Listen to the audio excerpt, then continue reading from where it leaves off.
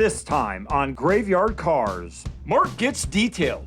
He checks the bodyman's work on the welding of the 67 Hemi GTX convertible for Brett Torino.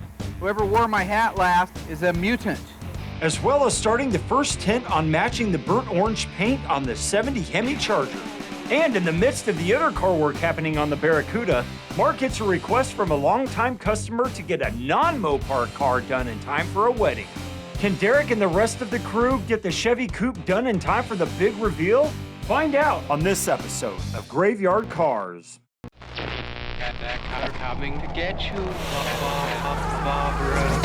The unburied dead are coming back to life. I'm Mark Warman, and together with the most critical man in the world, Daren Kirkpatrick. Give me a gun! My son-in-law, Josh. Oh, yeah! And my best friend, Roy. Well, all right! We bring dead muscle cars back to life, to exactly the way they were on the day they were born. If we don't kill each other. It's gonna be a bloodbath. Is everyone smoking?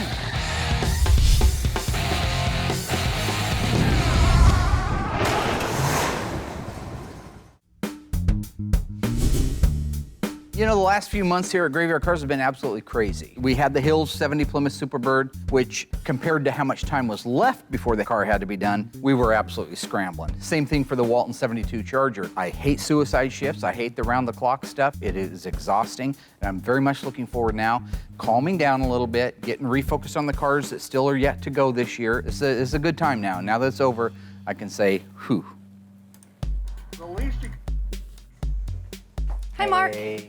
I'm Kristen Headley. I am Joe and Carol Headley's daughter-in-law. Good to see you. You have a minute? Oh, yeah. The little 30 Chev's been here for quite a while. It's been over a couple of years since it was dropped off. And unfortunately, as I've mentioned before, that the family patriarch, Joe, passed away during the process of the restoration. While we're getting really close on the 30 Chev, Derek's still got a ton of things left to do to it. We still have the wheels and tires to install. We still have to finish the running boards, modify the shift linkage for it, button up some things on the interior. There's a ton of detailing to do, so there's still a lot to do on that car. I do have a huge favor to ask you with the 30 coming along. Yep. We have a family wedding towards the end of this week. It's Joe and Carol's oldest grandson, Okay. my nephew. And Carol and Joe pretty much raised Daniel from the time he was a newborn. Oh, really? So really Oh. tight with his grandma and grandpa. You see where I'm going with this? You know, this is classic Graveyard Carz. As soon as you get the breath, as soon as you get just a chance to breathe, here comes the next mission, the next hurdle. Is there any way we can surprise the family? What, gosh, today's the 2nd. This week? Yeah, And what day? the 6th. I love my clients. They need to have the car done. I don't want to disappoint them. But those employees that work for me while I give them a ration of crap, those are my children, all right? Their health and their safety and their peace of mind is a lot more important to me than a client's car.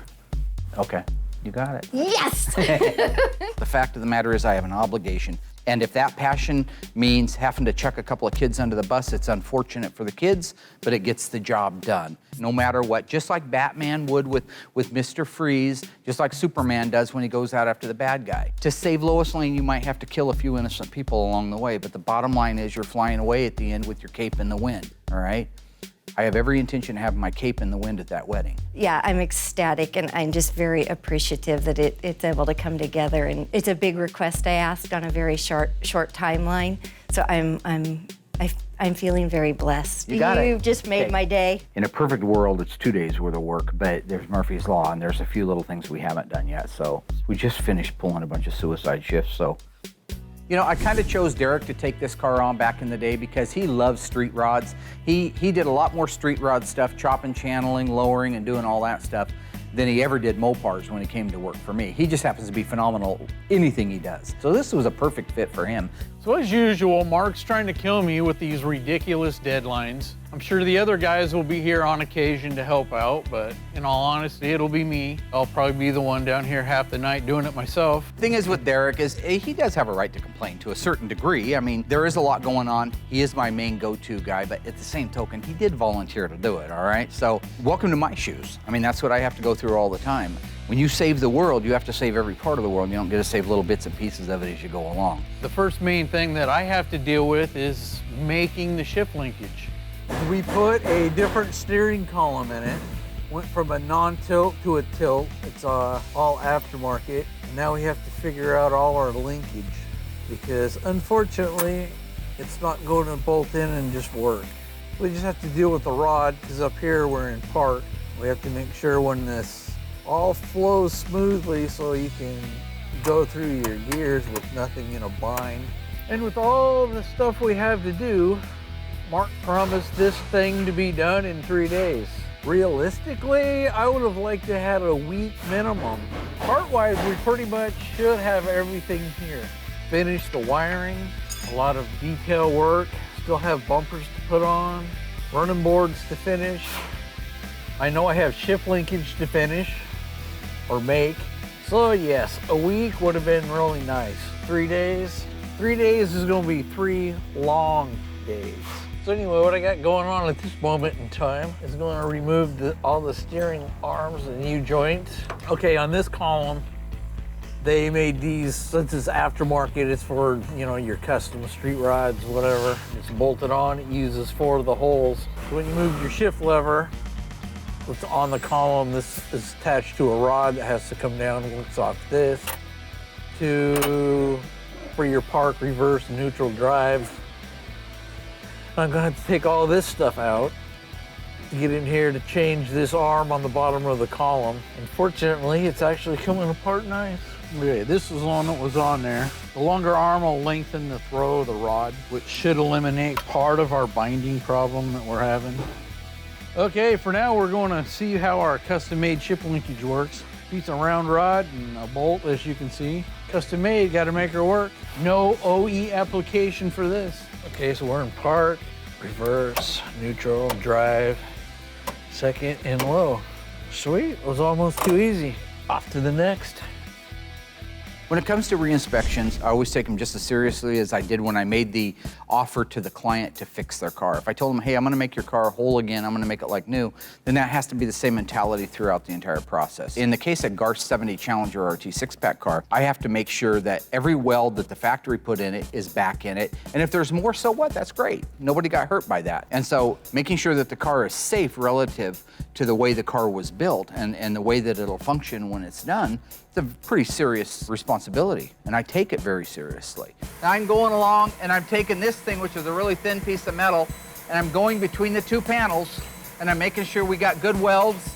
I got a weld here, and that's the next weld. That's maybe 3 inches at the most. I don't think it hurts to add one. So I'm just gonna put a spot right there, that'll remind me. This is where the frame rail meets the rear floor pan, so there needs to be a weld right there. That'll remind me to go back. I go through, this is hard to get into, but I can see spot weld, plug weld, plug weld, plug weld, plug weld, plug weld, plug weld, every 2 inches on center.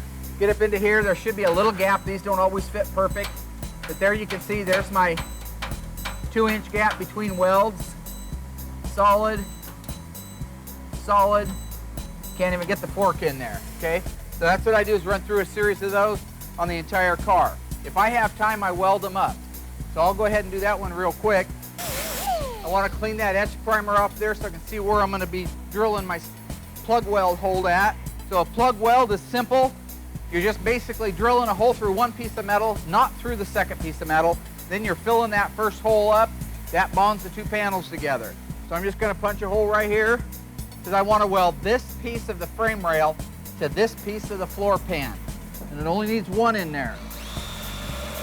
When I do a re-inspect on one of these cars, whether I'm checking for welds or the body work or the paint work or checking the dash or the interior, the fit and the finish, whatever it is, I do it with absolute 0 tolerance, meaning that if something's wrong, we take the time to fix it. I'm almost through, but I'm starting to touch the panel underneath it, so I want to put this in there so I have a separation.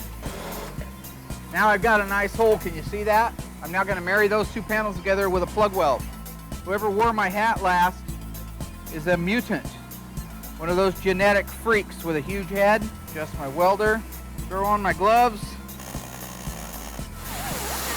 And now I'm on there, I'm just gonna hit it with some etch. And that's it, game over. Now it's welded. The QC on the welds went really well. Nobody's perfect, okay? Even these cars weren't perfect. So when I find something, really, I'm just getting anal about it now. I could have gone without another weld. It wouldn't have hurt anything, but I'm there and that's my job, right? A couple little things, I got some tape marked out for him and he'll be able to wrap it up when he gets back. I can feel a dent or a low spot with my eyes. Mark! So I'm real happy. That's a first tint. So this is an exciting time. After checking off the welding and the metal work on our 1970 Challenger RT, I can move on to the inspection of the body and panel work on our Hemi GTX convertible. Also, Derek is going full throttle on the Chevrolet sedan. I'm sending Josh out on a secret mission to get parts off of Donor Kirkpatrick's 1970 Dodge Challenger.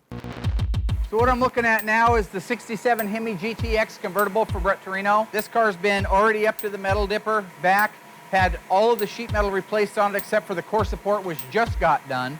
That car came to us and it was a pretty darn nice car. I mean, at a glance, it looked really nice. It was beautiful. It was on his showroom, and if you've seen his showroom, you know it's just absolutely amazing, full of beautiful cars. But Brett's like me, he's a bit of a perfectionist, so he wanted to take it to the next notch. That's why it's here.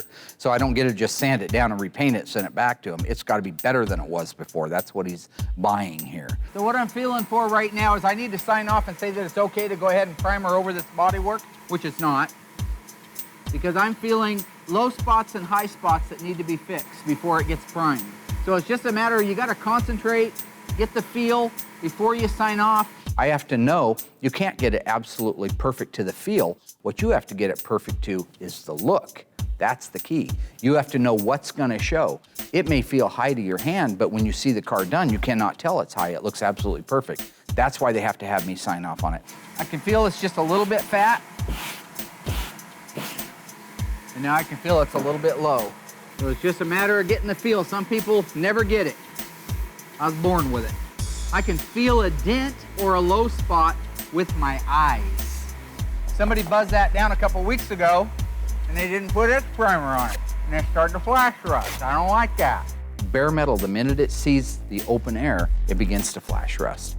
So I have to go through, make sure that everything is covered and protected so that it doesn't flash rust. We miss it, end up primering over the top of it, and then 2 years, 3 years, 10 years down the road, the customer has a problem with it lifting or bubbling in that area because it was oxidized and nobody treated it. That'll come back and bite you in the ass. So knowing that it's flat, knowing that it's smooth, knowing that it's a perfect fit, those are all the things that your eyes will see. Knowing what will and won't show, that's something that you have to just know inside. And knowing exactly what can bite you in the ass is something you earn over 30 years of doing body and paint work. So that's the only mud work I got to sign off on. So the GTX is looking really good. There's a few spots that do need some attention, but for the most part, it's ready to get its first primer. And I think that Brett Torino's going to be really excited to find out that we're moving ahead to that point, and that's one step closer to getting the dark blue paint on it. So it looks like Mark's at it again.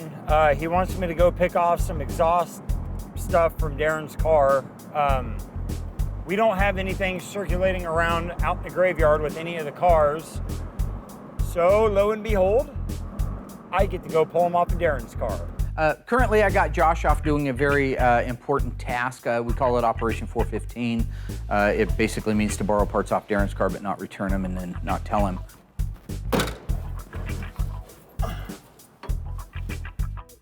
So you guys see me walk around this place talking about panels being flat on a car. I want to just take a few minutes and tell you what that means and why I care if it's flat or not.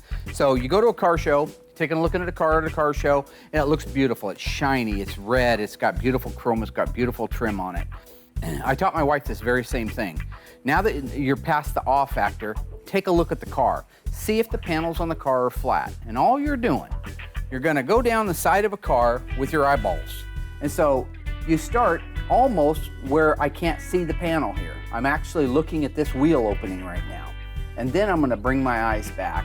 Start walking the light. That means that as I move my head like this and back over like that, I'm watching those fluorescent lights. If you walk the light across it, very close to being perpendicular to the panel, you'll look for anything that looks to be a wave, an area, a wave or a low spot or a problem in the panel. This area through here should be perfectly flat. You shouldn't see a 30-year-old parking lot ding that just didn't quite get fixed all the way, or the edges of some bad body work. that cause a transition problem with your eyes when you look at it, and it's beautiful flat, and then there's it's ever so slight.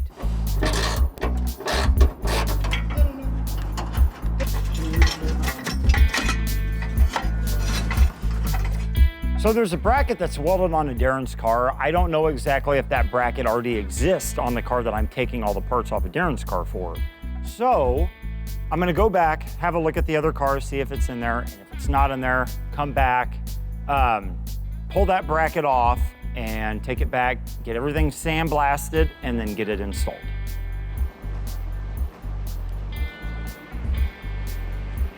When you're block sanding something, it has to be cross sanded, okay? If I come up to this thing and I go, that's going to allow this board to follow whatever's on this panel. So if you were to stand up on the roof and look down it, it would go like that. You're gonna want to start here in the upper corner, any corner you want, pick a corner, any corner. You wanna start over here, you lefty, you wanna start down here, I don't care where you start. But your job is to drag it up to there. Then the crosshatch is coming back the other direction.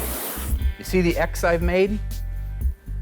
This pattern of cross sanding picks up whatever low spots evenly both directions.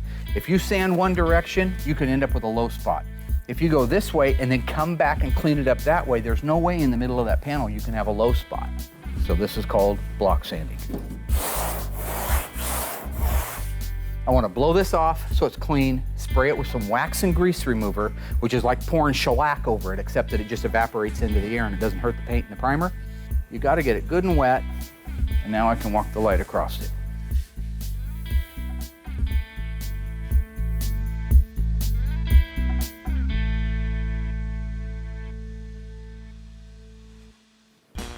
John and Horace Dodge began the Dodge Company in 1915.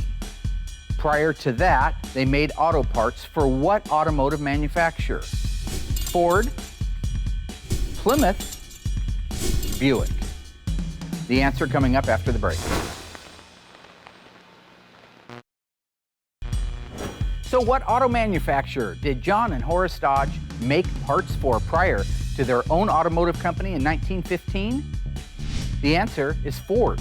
In 1900, the Dodge brothers started their own auto parts manufacturing business. They were contracted by Ford to create and supply most of the parts that went on the Ford automobile. It was working so closely with Henry Ford and the Ford automobile that they saw flaws in it and thought to themselves they could make a better product. Thus, the Dodge motor car, or Dodge as we call it today. Visit graveyardcars.com to learn more. Now that QC work is finished up on the 70 Challenger and the Hemi GTX convertible, we can begin the installation of the exhaust system on the Cook's 1970 Barracuda convertible. However, with all this, we still can't lose focus of getting the 1930 Chevrolet sedan done in time for the big wedding this weekend. So the next deal on getting the seats fit, had to have the customer come out, sit in the car, figure out where the seat needed to be. One of the important things with the 30 Chevy was Mike, Joe's youngest son, I believe it is. He's a big guy. They call him Big Mike. He needs to fit in that car. Remember, we cut 4.5 inches out of the roof, so it's been chopped a lot. That's a very low roof line.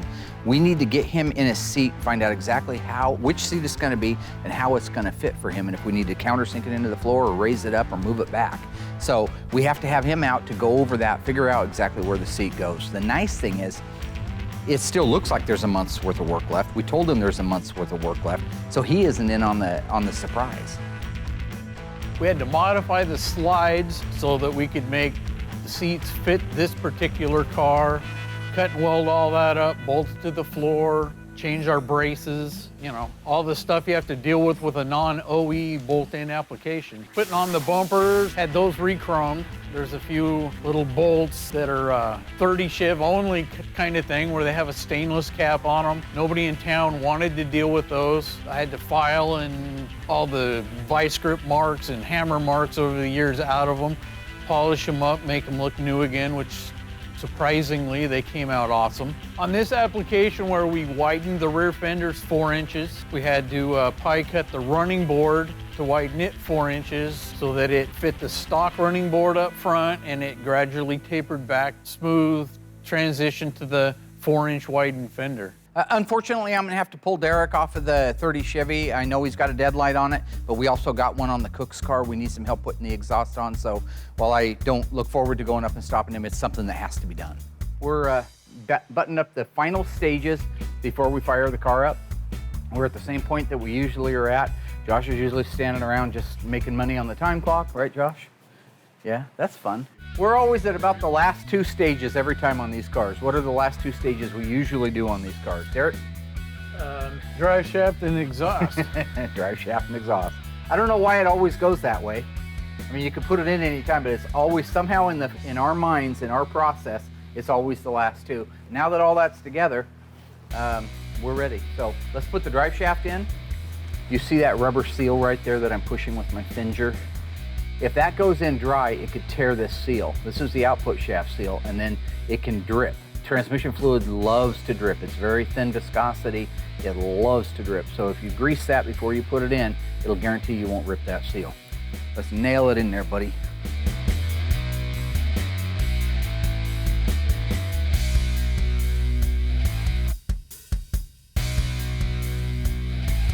Well, I just came over here today to look at my car. I haven't seen it for maybe a month. I moved over here from Josh's house because Josh had to move, so I'm trying to find a safe place for it. I thought this would be a safe place because there's really no work going on here, any car work or anything.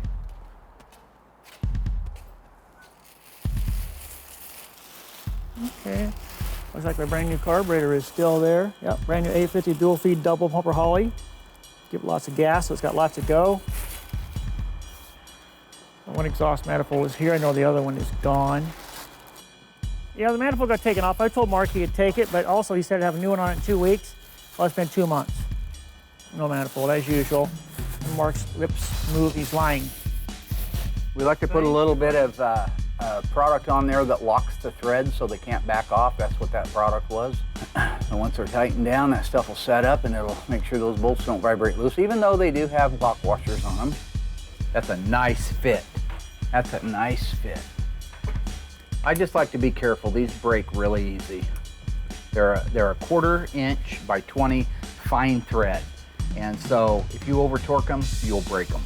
But right there, I'm done. I feel okay. I would like to invite you to have sex with yourself because you just bashed my head in. God, you really hurt him, dude. Better be careful. Why don't screw you? You're the guy that screams at inanimate objects all the time.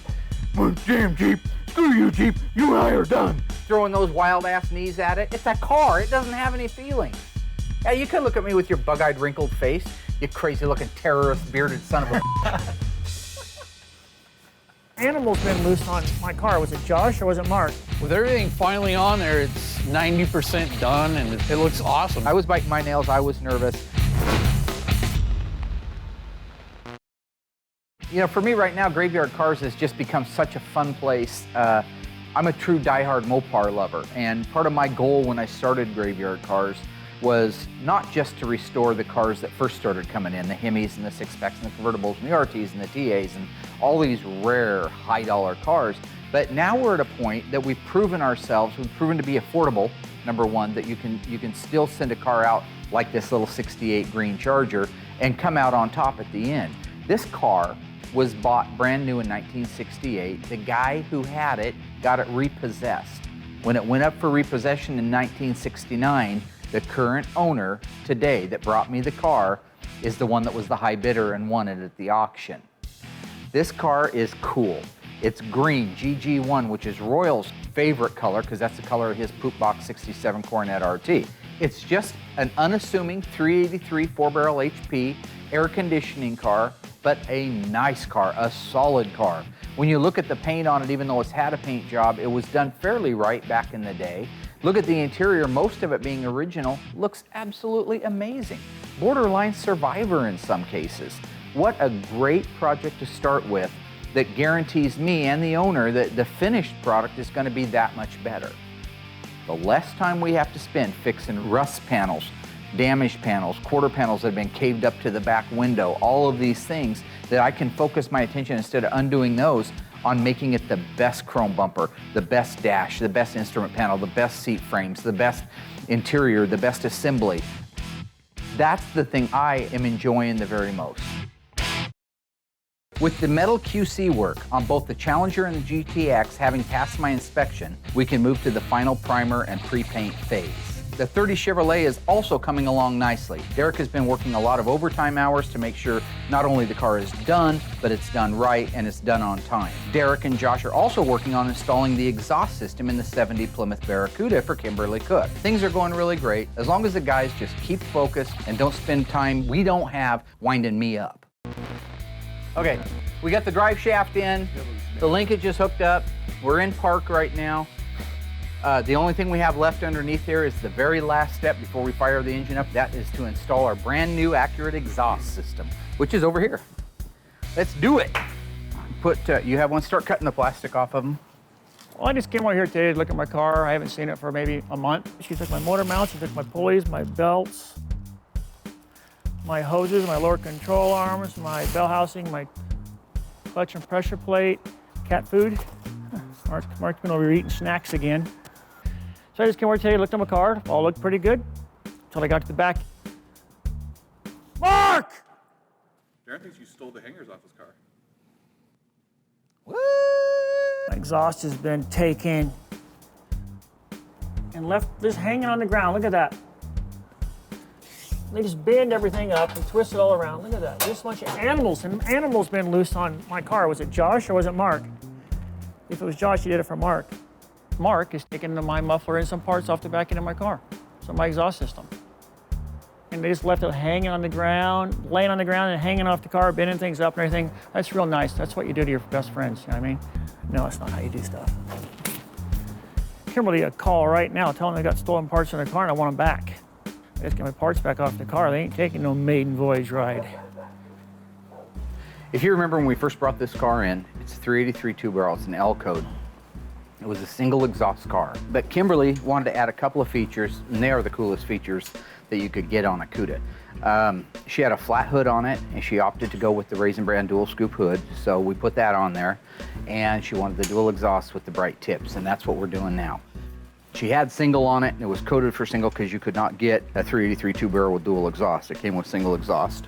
A 1970 383 two-barrel engine still uses the same manifolds a 383 HP four-barrel would use. So there's nothing trick or modified. I talked to Tom down at Accurate Exhaust. He goes, no, it's the exact same. If this was a 383 Cuda like Mark and Elena's, this would be the system it would get. This gets a head pipe, a resonator, a tailpipe, a muffler. That's what we're doing now. Nice, I love that. Look at that.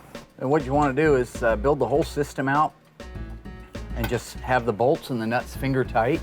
And then once you have the system completely on the car all the way out the back, including the resonators, the mufflers, the tailpipes, the axle pipe, the head pipes, everything's in place, that's when you want to tighten it all down. So right now we're getting ready to put the resonators on. And what I like about Tom, because he's now licensed by, well, I think he's always been licensed by Chrysler, but he just recently got where he could put the Pentastar, the A to 69, and the part number on there. So it doesn't get any cooler than that. If you're looking underneath the car, that tells you that that is as close to an original resonator as you could get. Oh, that looks good. Okay, so we can put the hanger on that one probably. Joshua Yoshinobu Takagi. Hey Josh, where'd you get those hangers at, buddy? Oh, Where did those good-looking hangers yeah, come these from? great-looking hangers. I do as I'm told, and you know, obviously, if Mark says that I don't, he made me go and take these off of Daren's car. Well, what it is the manufacturer that Tom uses that makes these hangers, they're plant burned down, so he doesn't have any of these. We didn't have any good used ones, and then I got to thinking, Daren's car had them on because Tom gave him the exhaust system for his car. So we just went over and got these off of his car, which I'm sure he'll be fine with it. So right now we got to let the car down. Being this car was a 383 two-barrel single exhaust, I had forgotten there's a couple of provisions that need to go into the body to be able to accept the dual exhaust. It did come with the kit, but I forgot I should have put them in before we raised the car up. This needs to go down through the floor of the trunk. If you look over here at this tawny gold car, A factory dual exhaust, because this is a V code 1971 446 pack 4-speed Dana Super Track pack car. This provision right here is the one that there's going to be a recess up there for it, but these holes won't be there because it never needed them with a 383 two-barrel. So we're going to make those holes, and if you see what this does, it'll go down through those openings. Then there's a set screw right there. That allows you from the bottom to be able to put the hanger on it up into place, put the nuts on it, and then be able to hang the actual muffler onto that.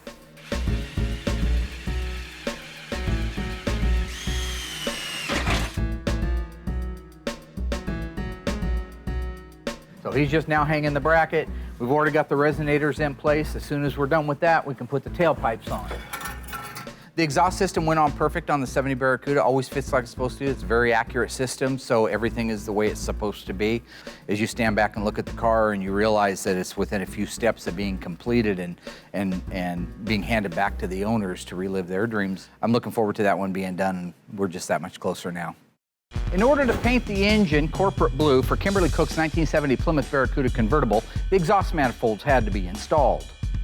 True or false? Were the manifolds supplied by Daren Kirkpatrick's 1970 Dodge Challenger?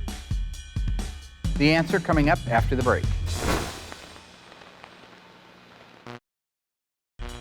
So was it necessary to borrow the exhaust manifolds off Daren Kirkpatrick's 1970 Dodge Challenger RT in order to paint the corporate blue 383 for Kimberly Cook? The answer is true.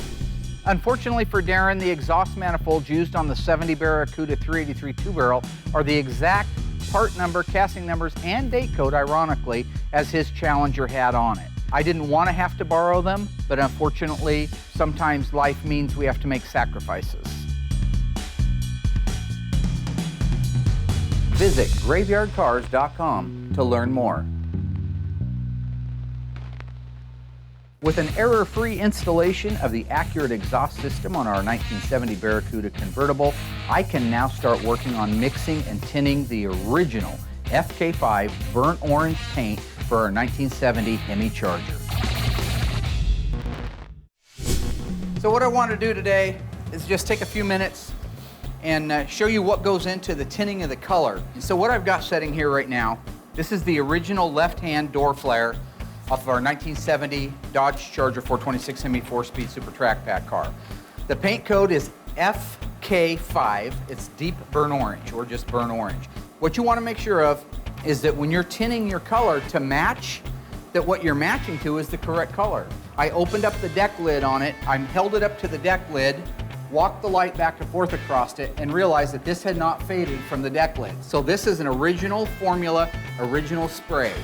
This is the closest match that PPG came up with to the factory FK5 burnt orange. Having looked at FK5 my entire life, I can tell you that it's going to be a little bit light. But I'm going to spray this out because I need to determine a couple of things. Number one, how many coats does it take to cover? After that, I need to figure out what I have to do to the color to make it match. So now I'm going to start putting the coats on the actual card itself to see how many coats it takes to hide.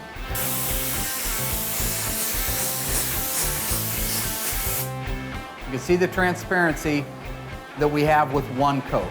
Second coat.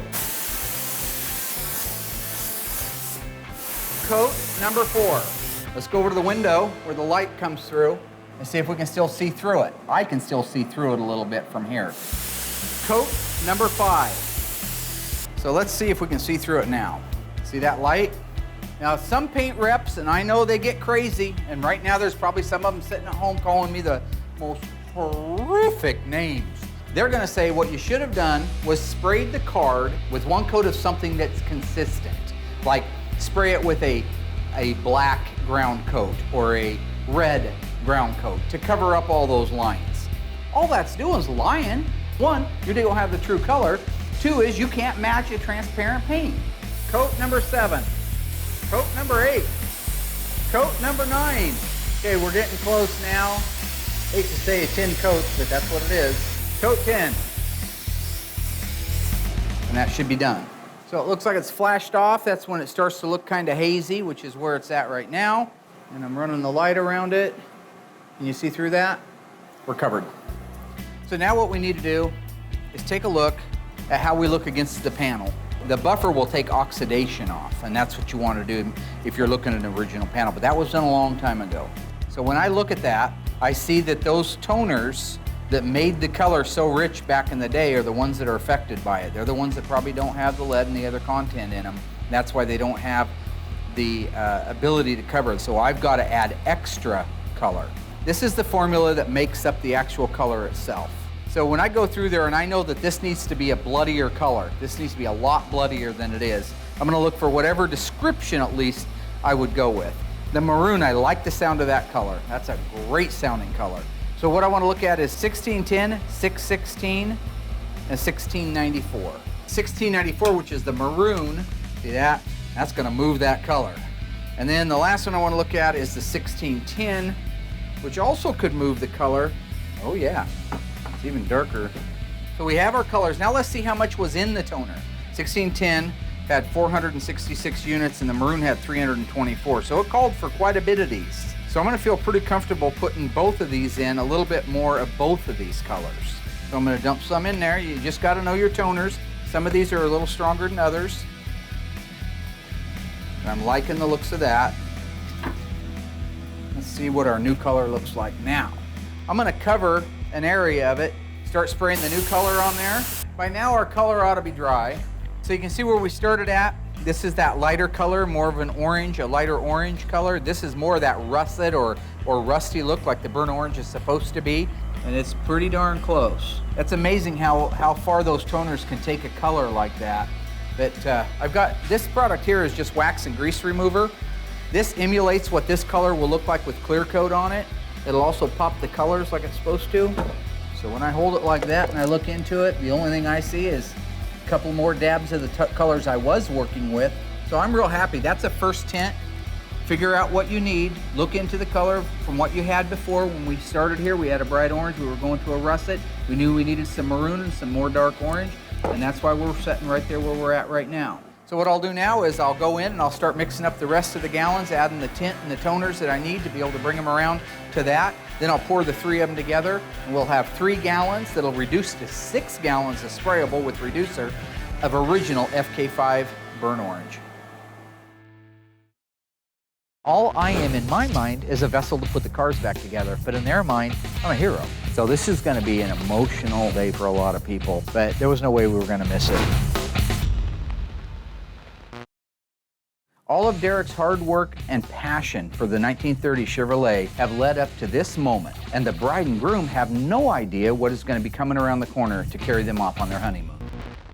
So yeah, getting down to the last few things, we finally got to uncrate the tires, get those all bolted on, which made a world of difference, and luckily all our measurements on width, on everything showed up that it was perfect.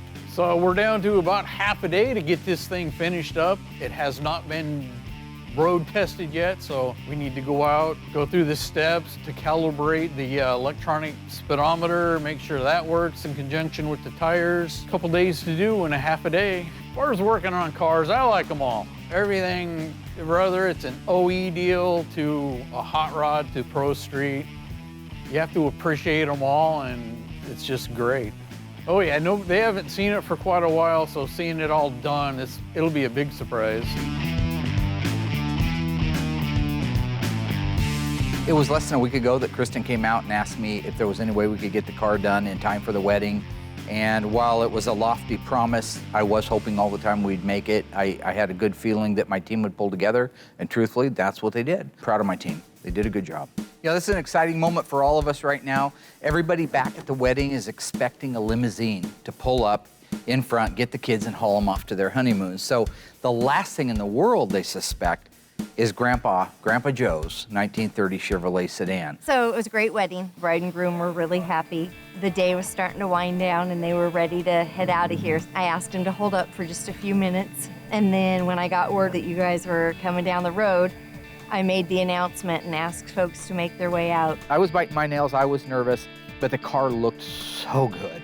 We all piled in the car and drove up the long, almost a mile-long gravel driveway to get back here to the wedding set. My mother-in-law, my nephew, and my brother-in-law, who did not know this surprise was coming, instantly knew what was going on. So then when the family, we made our way out here and we were standing, we were all holding on to each other, crying with excitement. And when we saw that car around the corner, we were jumping and hooping and hollering.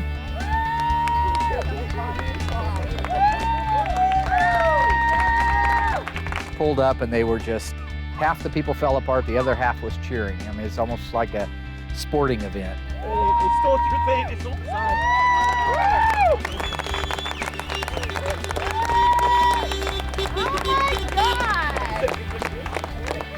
Be sure to read the Chevy emblem on the front. After the last 4 days, and then finally, you know, the family get to see the car. After all this time, I mean, it was awesome. You couldn't have asked for anything better. They were, I think, a little bit in shock to start with, and then they were incredibly touched by the gesture on Graveyard Carz and to make this happen and to make it happen at this event, a family event. Today is one of those days that it hits home for a person like me because I'm a small town guy and family means everything to me. And this was an opportunity for us to help fulfill somebody's dream. Carol and Joe, who's passed on now, came to us almost 3 years ago with the car. And Derek got crazy. He loves the old street rod, so he wanted to chop it and widen the rear fenders, and he did a beautiful job. So not only was it Mark and the crew that made this all happen, but Derek, through this whole process, has worked his tail off.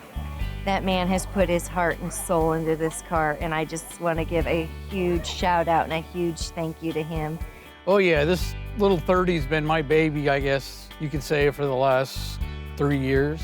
Well, we started out with taking 4.5 inches out of the roof, brought that down, refitted it, and then widened the rear fenders 4 inches, and then widened the running boards, basically pied them to make them match the stock front fenders, and then so they flow back into the 4-inch widened rear fenders. Well, the car was originally black, and they wanted to stick with black, but they wanted something that would make it stand out just a little bit, a little pop or whatever, so we went with the base clear black, threw some blue pearl in it, a little violet pearl, so it just got a complete different look at angles. About 1.5 years into the project, that's when Joe passed. And so that was hard on all of us because Joe was just a sweet guy. He had a heart of gold. He would do anything for anybody.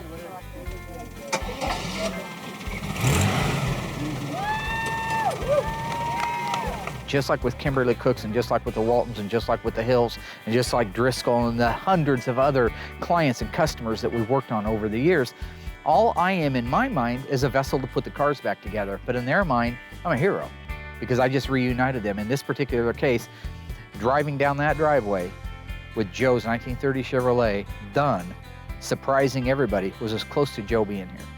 And I felt that very sense. And so many hugs and so many handshakes and so many tears, and I well up, and that's cool. I'm not ashamed of it. It's all right. This is why I do what I do.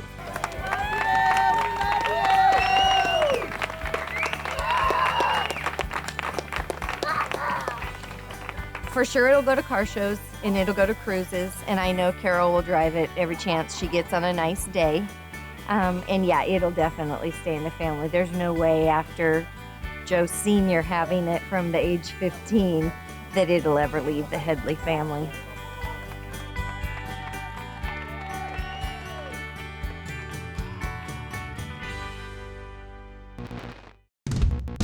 Next time on Graveyard Carz, the story of Kimberly Cook's 1970 Plymouth Barracuda comes to a close. From the arrival of the car over 2 years ago to tearing it down, documenting everything, restoring, rebuilding, and completely resurrecting this beautiful 383 convertible. A car like this may not be worth millions to collectors, but to the Cooks, it's priceless. Get ready for a reveal that's over 2 years in the making on the next episode of Graveyard Carz.